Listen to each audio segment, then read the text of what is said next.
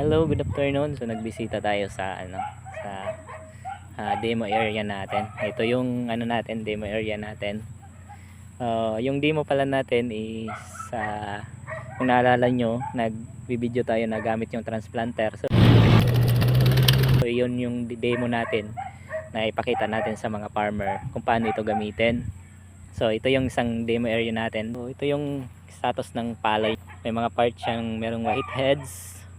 So tinamaan din ng stem borer pero maliit lang naman na part. Halos karamihan is yan. Makita nyo, halos napakagandang palay ang nandun.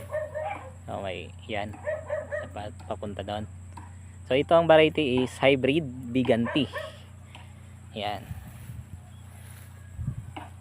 Ito naman ay variety ng S6003. So sad news tayo, tinamaan tayo ng BLB. Ayan na, medyo namula na yung dahon, tsaka green pa yung niya, bunga. Pero tinitingnan ko ng malapitan, halos di naman affected yung bunga. So variety nito is S6003. Maganda naman ay tsura ng bunga kahit tinamaan siya ng BLB. So again, ito ay another demo natin sa transplanter. So nakikita nyo yung puno niya. Yan. So medyo maluwang yung puno. Pero yung itaas, halos wala ka nang makita. Sa puno lang yung medyo maluwang.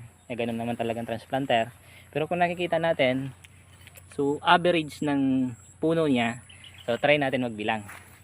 Ayan, magbilang 1, 2, 3, 4, 5, 6, 7, 8, 9, 10, 11, 12, 13, 14, 15, 16, 17, 18, 19, 20, 21, 22, 23, 24, 24 tailors.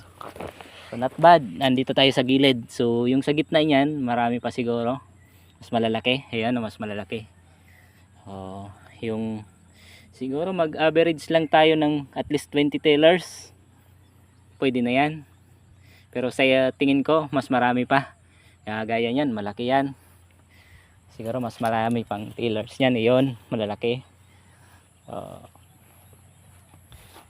Hindi tayo nabigo sa goal natin na yung problema kasi nila, gusto natin ipakita na hindi naman ganun ka layo yung distansya ng transplanter doon sa manual. Ang nirereklamo kasi nila na ayaw nila i-adapt yung transplanter is sa term nila dito sa Bicol, since nasa Bicol tayo, halakwasunda or medyo may distansya ng medyo may kalayuan ang bawat puno. So yun yung goal natin na ipakita na hindi ganun ka layo pag naglaki na yung palay at saka mas marami siyang tiller. Yan yung resulta. So hindi tayo nabigo doon sa goal natin, napakita natin sa kanila. So yan, hoping ako ng mas maraming mag-adapt ng makinarya sa susunod na cropping. Meron tayong partner na nagpayag na farmer na maging demo area natin doon sa machinery natin.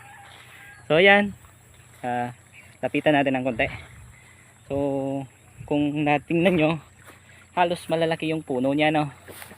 Yan, malalaki halos.